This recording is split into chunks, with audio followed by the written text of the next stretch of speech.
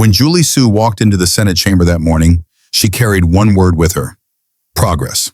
A new jobs report, a new program, a new vision. But Senator John Kennedy, he carried receipts. And when he spoke, it wasn't in headlines. It was in numbers, stories, and one final sentence that stopped Sue cold. She said the system was improving. He said, not for my state. Like, subscribe, and tell us where you're watching from. Because this one ends where politics usually doesn't go. Home. Julie Su was ready. She walked into the Senate Labor Committee hearing carrying a sleek leather binder, an air of urgency, and one laminated chart, the kind her staff had tested in front of 2 focus groups in a mock hearing. The title on the chart, American Workforce Rising Together. It showed a colorful upward arrow breaking through a gradient line labeled Pandemic Recovery. Bullet points underneath claimed 3.1 million jobs added in 2 years, unemployment below 4% in 40 states, wage growth highest in low-income sectors. As acting Secretary of Labor, Sue opened her statement with practiced optimism. The American workforce is evolving. We're seeing record-breaking trends that suggest a sustainable and inclusive recovery. This isn't theory. This is progress. In motion. Senator Sanders nodded from the end of the table. Senator Murray gave a soft smile. The chamber was calm. Then the microphone nameplate flicked, red for Senator John Kennedy. He didn't smile. He didn't look at her chart. He just spoke, voice low and steady. Secretary Sue, you say this is progress, and maybe it is, somewhere, but I want to talk about a place I bet wasn't on your graph. He pulled a folded sheet of paper from his coat. Not glossy, not laminated, just a black and white printout of a local news article. He placed it flat on the desk. This is from the Bogalusa Daily News, dated 3 weeks ago. Headline, Plant closes in Washington Parish, 92 workers let go. That's my state, ma'am. That's Louisiana. Julie Su blinked. Her smile flickered, just slightly. Kennedy tapped the paper once with his finger. This plant had been operating for 32 years. Plywood and pressure-treated lumber. Small margins, long hours, but steady employment. These weren't just jobs. They were anchors. He looked up. When it closed, 92 people didn't just lose wages. They lost health care, school tuition for their kids, a reason to stay. Sue interjected gently. Senator, I sympathize deeply, but local closures, it's not local, Kennedy cut in. It's everywhere that's not on your chart. He held up her laminated graph.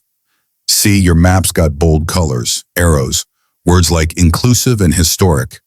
But it doesn't have a pin on Bogalusa. It doesn't show that 92 jobs in a small town mean everything. She tried again, this time more composed. Senator, while individual losses are devastating, the national data reflects a trajectory we haven't seen in decades. National data doesn't pay local rent. The line hit hard. The room went still. Kennedy leaned forward slightly. Madam Secretary, you say we're rising, but you're measuring the sky from the top of a tower, not from the bottom of a hole. Sue straightened her back. With respect, Senator, the federal labor outlook has to look at the aggregate.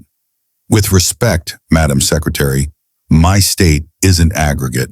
It's real, it's hurting, and it's invisible in your presentation. She said nothing. Not yet. Kennedy tapped the paper again. Progress for some, while others get told their pain is an unfortunate side effect? That's not a success story. That's a policy failure dressed up in PowerPoint. And just like that, the mood had shifted. Julie Su had entered with numbers and color. But Kennedy brought something harder to rebut. A name, a place, a story too small for national charts, but too real to ignore. Julie Su wasn't rattled, not yet. She adjusted her mic, opened her binder to a prepared tab, and pulled out a printed fact sheet titled Workforce Forward, a 2025 Vision for Labor Equity. It outlined a $2.3 billion federal initiative launched under her guidance. The program's mission, upskilling underemployed Americans in emerging industries with a focus on historically disadvantaged regions. Sue recited it like scripture. This is our future-facing response to a changing economy. Clean energy, green infrastructure, and AI integration readiness.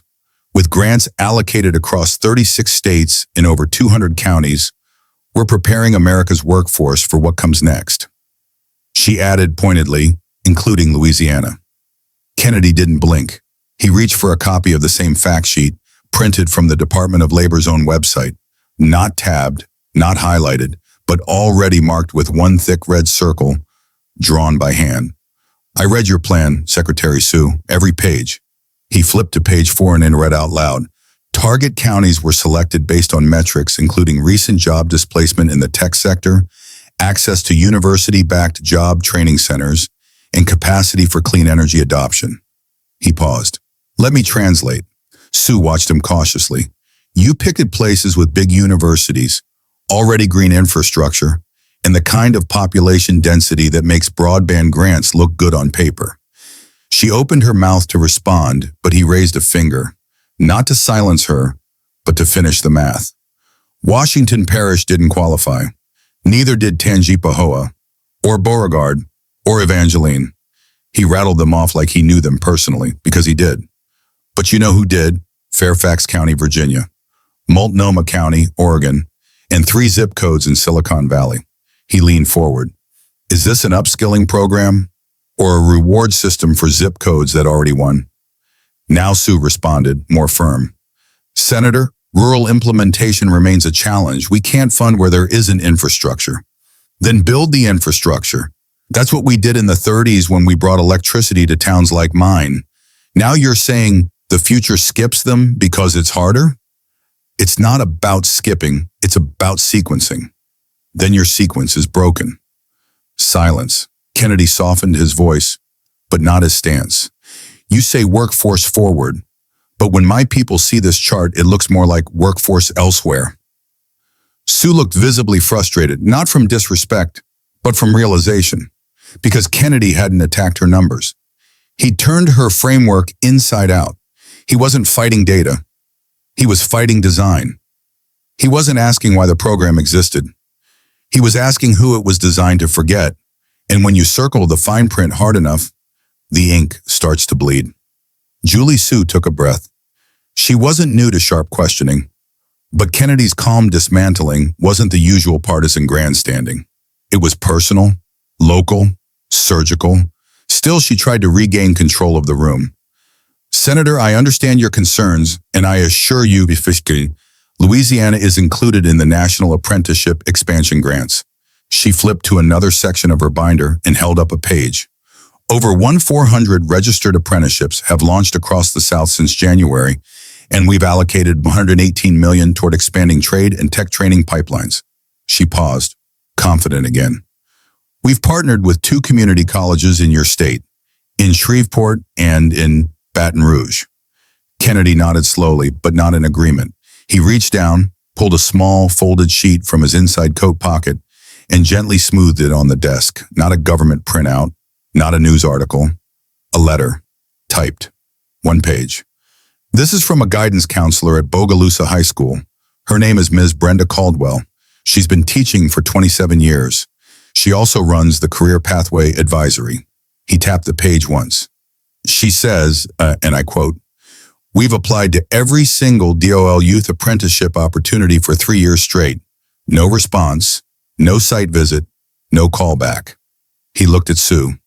Would you like me to read the rest? Sue hesitated. Kennedy did anyway. My students aren't looking to build microchips or write code. They want to weld, build, wire, restore. But we're told our facilities aren't modern enough, that our program lacks alignment with future-ready benchmarks. So we're future-forgotten. Silence. The staffers behind Sue shifted uncomfortably. One leaned in, whispering something behind her. Kennedy ignored them. She's not asking for a handout. She's asking why the Department of Labor can't return a phone call to a school that serves the kids you say you're fighting for. Sue cleared her throat. I wasn't aware of that letter. You are now. She nodded slowly, composed. I'll have my team follow up. Kennedy leaned back. Don't send a team. Send a welder, send a pipe fitter, send a human being who can explain why we've got billion-dollar grants, but can't send one trade rep to Washington Parish to tell a room full of 17-year-olds they matter. The words didn't echo, they landed. Because it wasn't about red states or blue states. It wasn't about federal graphs or national milestones.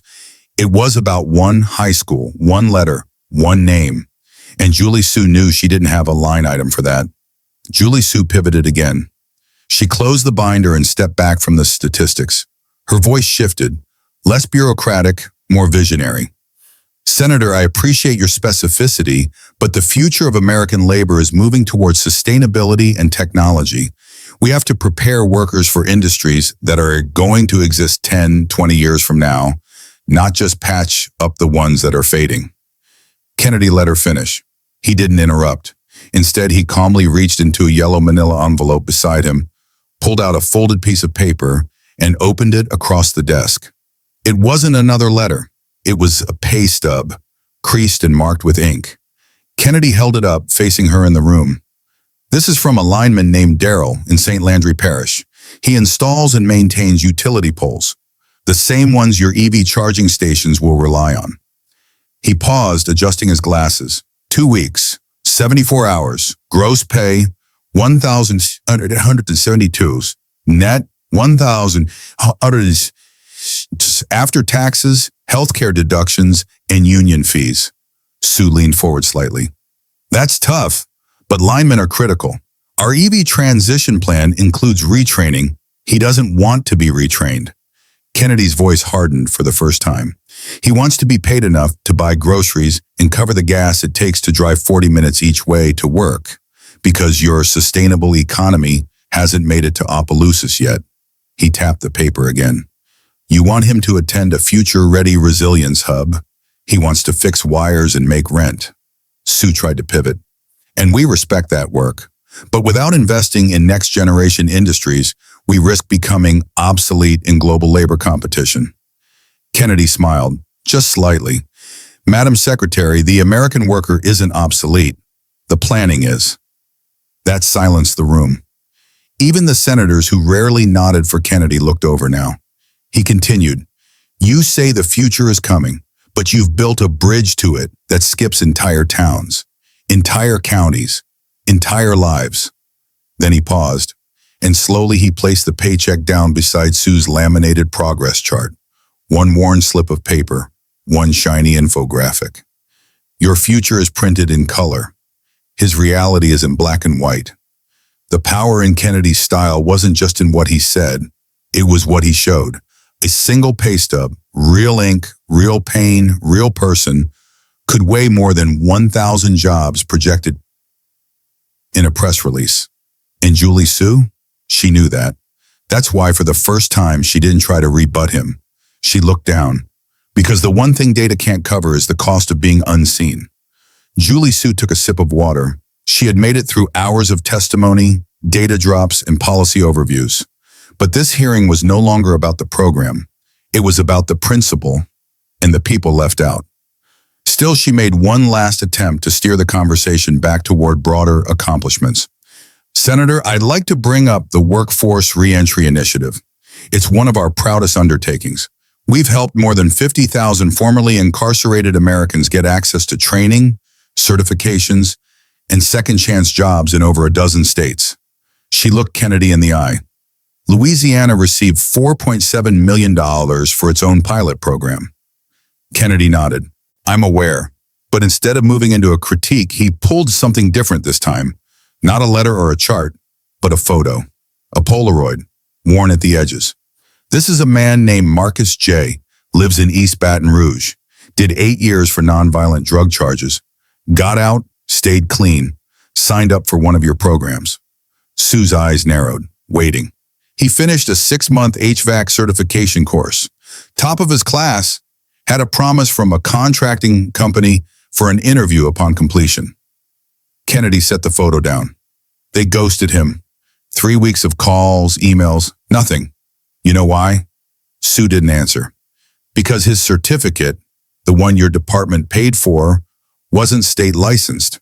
It was part of a pilot that hadn't yet been certified for regional employer acceptance. He continued slowly. So Marcus had a shiny piece of paper, a toolbox he bought on credit, and a stack of rejections that said, not valid credential. Sue exhaled. Kennedy looked directly at her. You call it re-entry. He calls it a rerun. There wasn't a sound in the room. Then Kennedy leaned in, not aggressively, but like someone who didn't want to be misunderstood. I am not saying your programs are useless. I am saying your paper success hides personal failures.